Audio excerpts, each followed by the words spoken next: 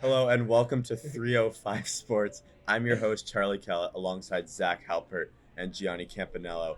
And today we will be talking fantasy football, something a lot of people are going to be doing this time of year, and our sleeper picks and some guys that you may want to avoid.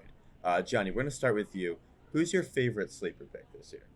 So while I do think Christian McCaffrey gets a lot of hate for being injury prone, it's going to happen. It's the NFL. I wouldn't really necessarily count him as a sleeper pick. Someone I would count, Antonio Gibson. I think he has borderline RB1, if not stellar RB2 potential. He is going to be the lead back in DC. He's got the explosiveness. With Carson Wentz now in the fold, they could even weaponize him as more of a slot receiver hybrid type, like Cordell Patterson. With a quarterback with some arm strength, albeit inconsistency in Carson Wentz, it should really help Gibson.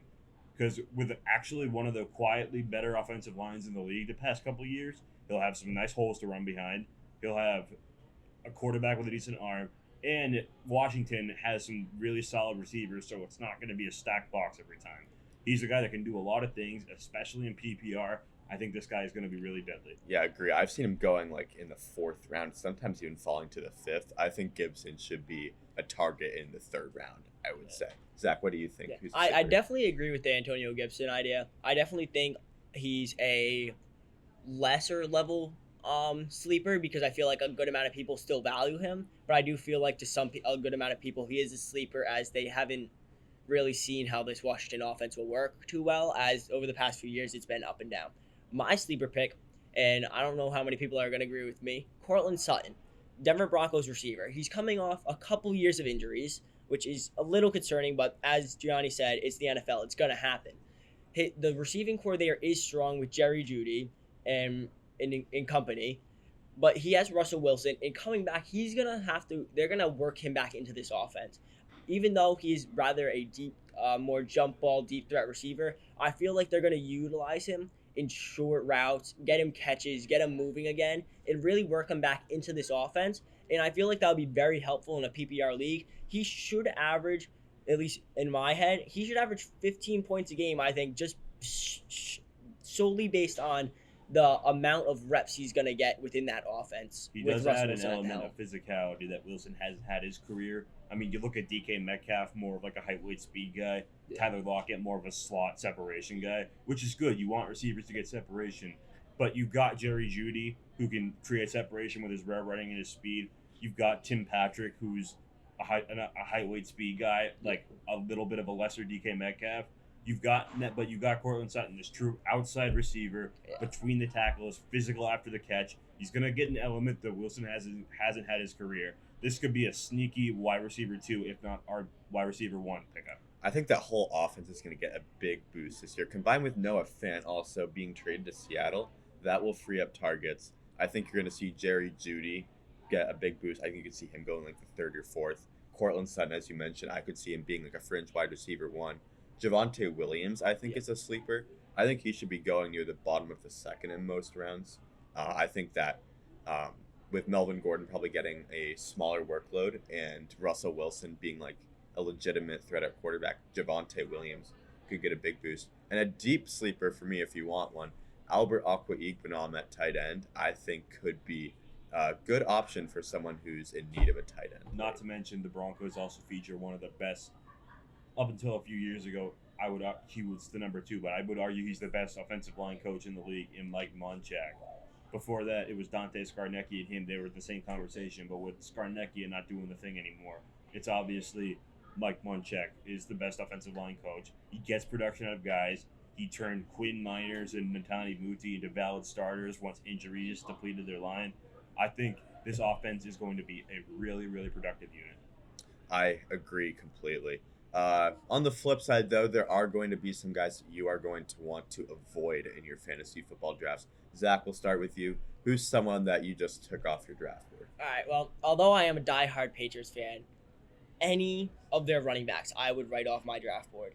It is such a competitive room with James White hopefully coming back healthy. You got Ramondre Stevenson, you got Damian Harris, and even JJ Taylor, who's gonna get some carries every now and then. He won't take many away from the main 3, but he will get a few touches here and there. They're I would stay away from them because they're gonna be splitting so much time they're not going to be getting the consistent points that you need to really use as an RB1, RB2 flex type player. They wouldn't be bad to have on your bench just in case one gets injured or if you have a bye week coming up with one of your running backs, but I don't feel as though they should be one of your main targets within the draft. They should probably go round 10, 11, 12 down there. There are even rumors that they might even just stash James White in the IR, let him take his time to recover. And they've reportedly been really thrilled about the development of their 4th-round pick, Pierre Strong Jr., Yes. the fastest running back at the combine. He's from a small FCS school, South Dakota State, but he was really productive there, and apparently he's wowed the coaches. And if you wow the coaches in Foxborough, you're going to be a good player. Yep. I don't know if I'd have much confidence in the receivers there either. They have a lot of good receivers in New England. They brought in Tyquan Thornton and Devontae Parker in the offseason. But we saw Jacoby Myers can't reach the end zone. Kendrick Bourne doesn't get consistent enough volume. And with Devontae Parker coming in, I think he could be a decent, 15th round target maybe. But I just don't think he's going to be consistent enough, similar to Kendrick Bourne, Yeah, to getting options. and jump ball receiver again. There are some great ones like Cortland Sutton, but it's always a risky profile. N'Keal Harry was supposed to be the best dump ball receiver there ever was. J.J. Arcega-Whiteside, same thing. Yeah. But neither of them necessarily worked out for their team. Doesn't mean they still can't, but I'm pretty sure the ceiling is lowered for them. We saw that kind of last year with Kenny Galladay with the Giants Yes, as well. He definitely. had a lot of hype going into that year. I know I took Signed him. a big money contract. Yeah, I know I took him in the 5th, 6th round a couple times, and Yeah. that was one of the worst mistakes I made all year. I definitely don't want to write Kenny Galladay off, though. I do feel as though the situation last year in New York wasn't the best. I feel like with the new coaching staff and a year older Daniel Jones with the experience in a, I would say, slightly improved O-line with the addition of Andrew Thomas in the draft, they definitely have gotten better there, and I feel like he should have a better year than last year, but definitely still only a fringe flex option in my opinion. Yeah, I feel like the same goes for Kadarius Toney as well. Maybe he has a breakout year in that offense, but I think Daniel Jones just really caps his upside, unfortunately. I don't trust him. I'm going to give you another one. I'm going to stick in the NFC East, and I'm going with one of the better fantasy running backs we've seen from the moment he was drafted to a couple years ago. That's Ezekiel Elliott. There are tons of rumors that the Cowboys are enamored with the development of Tony Pollard. He's shown he can be really good in flashes. He's a perfect 3rd down back. He's really elusive. When you watch him on tape, he rips off big plays. He gets catches. He's been used as the 3rd down back. I would be more inclined to take Tony Pollard over Ezekiel Elliott just because Zeke has not had that it factor for the last couple of years. He's been good. He's still a top 20 running back in the league, but that doesn't mean you still need to draft him for what he was. So it doesn't mean you can't draft him, but I would err on the side of caution in regards to Cowboys running backs. Yeah, no, I definitely agree with that. I feel like though they lost, they did lose Amari Cooper and Michael Gallup And over the don't forget offseason. Lael Collins, for Yeah. the best line in the league. Yep. They did lose those, which will open up touches for their running backs because right now they have CeeDee Lamb, Dalton Schultz, and Zeke, and Tony Pollard as their main options.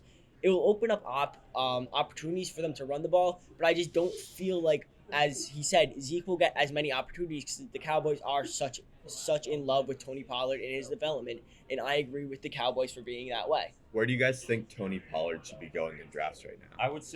I think Tony Pollard could be a sneaky flex / RB4, or if not, the top of a really strong bench. I think he's got the upside, but he's also, you don't know if he could fall off a cliff. You don't know, maybe he gets hurt, or maybe Zeke has a renaissance. You don't know with Tony Pollard, but you also can bank on the upside. So I would say mid-round target, maybe you've got a couple running backs, you've got your receivers, you maybe have your quarterback.